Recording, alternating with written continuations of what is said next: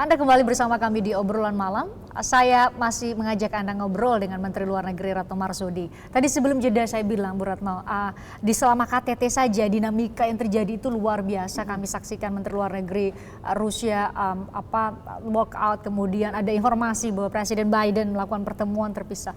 Mungkin Ibu bisa cerita bagaimana kolaborasi semua pihak mengelola itu kembali supaya jangan sampai kemudian perbedaan semakin tajam saat penyelenggaraan KTT, tapi kemudian kita lihat puji Tuhan ada Leaders Declaration, artinya itu berhasil dikelola. Ibu bisa cerita? Jadi pertama, saya ingin luruskan sedikit ya, nggak ada satupun yang walk out. Nah ini. Ya. Jadi tidak ada satupun leaders, pemimpin, semua peserta yang walk out pada saat terjadinya KTT. Semua stay. Bahwasanya mereka saling menyampaikan pendapat yang berbeda satu sama lain, nggak masalah. Namanya juga demokrasi, boleh saja bicara. Tetapi tidak ada satupun mereka yang walk out. Itu nomor satu. Nah ini yang kedua, klarifikasi nih. Klarifikasi. Yang kedua, Presiden Biden melakukan pertemuan, mungkin yang dimaksud dengan Presiden Xi Jinping.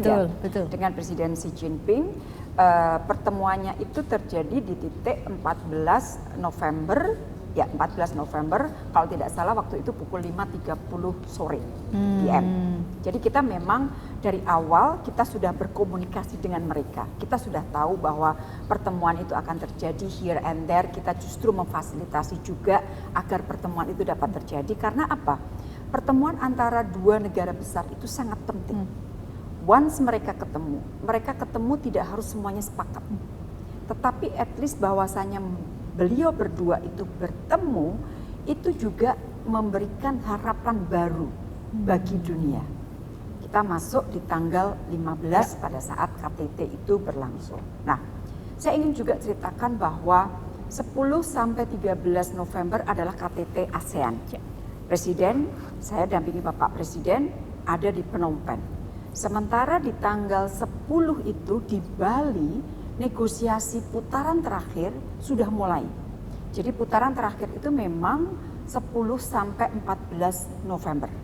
Nah, jadi komunikasi antara saya dengan tim negosiator kita itu terus-terusan. Jadi saya itu sebenarnya secara fisik ada di Phnom Penh, tapi pikiran saya ada di lapangan negosiasi di Bali. Bolak-balik chief negosiator kita, Duta Besar Trian Sahjani udah mengatakan Ret berhenti nih. Berhenti dalam arti nggak ketemu. Terus beliau mengatakan karena kita udah teman deket lama ya, jadi kita kalau bicara lu gue. Saatnya lo maju. Dah, jadi kita mulai ini maju pada tingkat menteri. Dah, balik lagi misalnya ada kemajuan, kita balikin lagi kepada tim negosiator di Bali. Trian, nih hasilnya, lu majuin lagi. Nanti gitu lagi. Maju lagi, mentok lagi. Beliau telepon saya lagi, mentok lagi nih, lu turun. Kita turun lagi. Jadi itu negosiasi bolak-balik mau macet sampai tanggal 14. Jadi 13 itu kita tiba di Bali malam, itu kondisi masih, udah masih nggak ngerti nih. Jadi udah di titik 13 malam itu dari Phnom Penh di Bali itu kita udah mulai nggak tidur nih. Tidur mantengin terus negosiasi.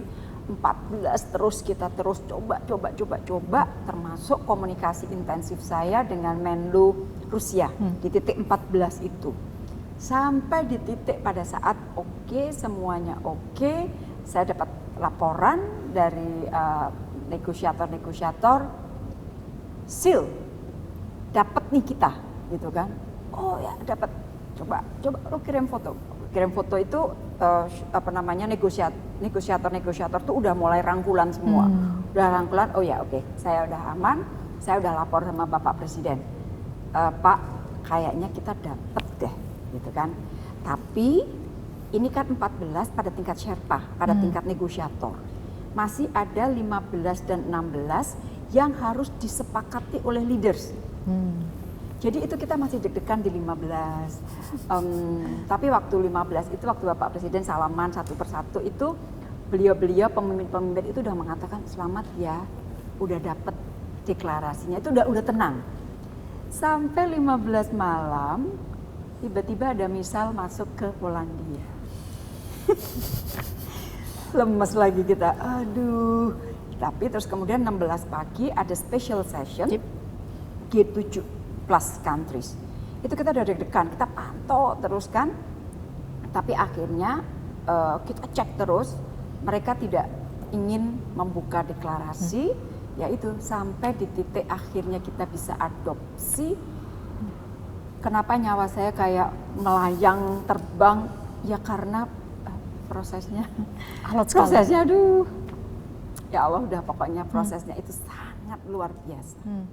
Tapi modal apa yang dimiliki oleh Ibu dan para negosiator untuk bisa mengkonsolidasi? Ini kan kalau dipikir kan secara awam Bu, ya masing-masing kepala negara, masing-masing negosiator yang dikirim, mereka adalah orang yang punya kuasa dalam tanda petik di negara yang masing-masing. Kamu bawa ke Bali dan kamu mau atur untuk punya satu kesepahaman bersama, itu kan butuh kekuatan luar biasa. Mungkin Ibu bisa cerita apa yang modal Ibu yang membuat mungkin bisa berkomunikasi sama siapapun dan mendapat trust tadi yang kita obrolkan di awal.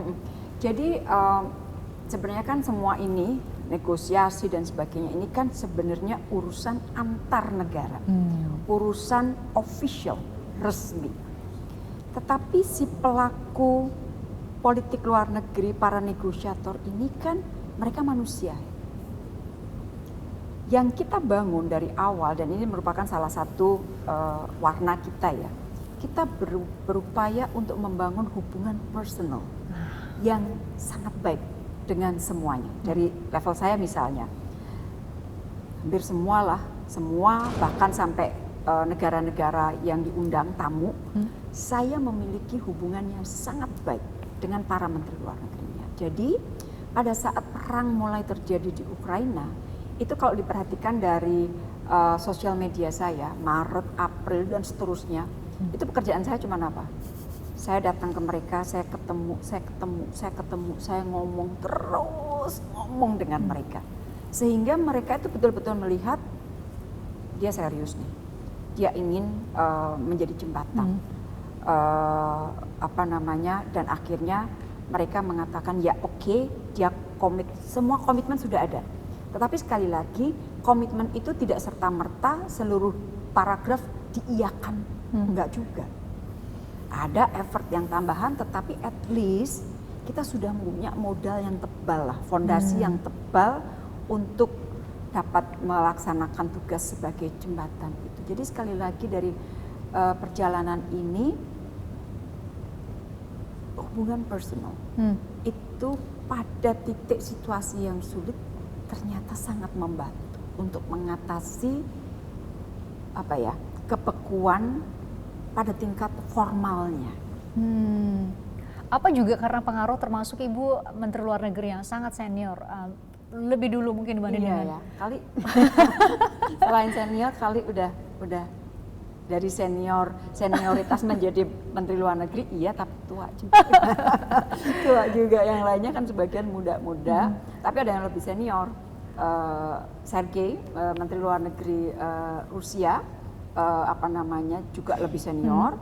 Kemudian Menteri Luar Negeri Tiongkok juga si Wang Yi juga sangat senior, dan saya sangat berhubungan baik dengan mereka. Jadi yang lucu, saking hubungannya baik itu, misalnya pas saya ulang tahun, Pak dikirim bunga loh, tulis tangan. Tulis tangan? Yes, itu yang itu memiliki hubungan yang baik.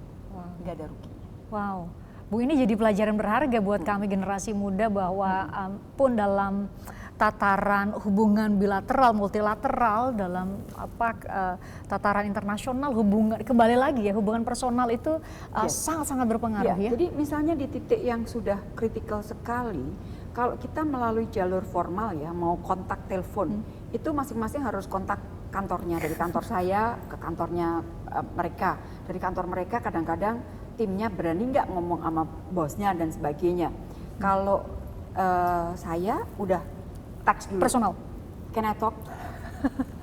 Dia kadang-kadang bilang, oke, kadang-kadang bilang, I'm in the meeting, 10 menit lagi, 30 menit lagi. Wow. Jadi udah enak banget lah. Alhamdulillah. Wow, luar biasa, bangga sekali punya Menteri Luar Negeri seperti Bu Retno Marsudi.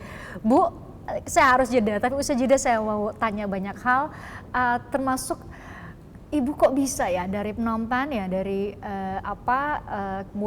kemudian ke Bali, kemudian apa namanya ada banyak rangkaian kegiatan 21 hari atau 23 hari itu jalan sama Presiden.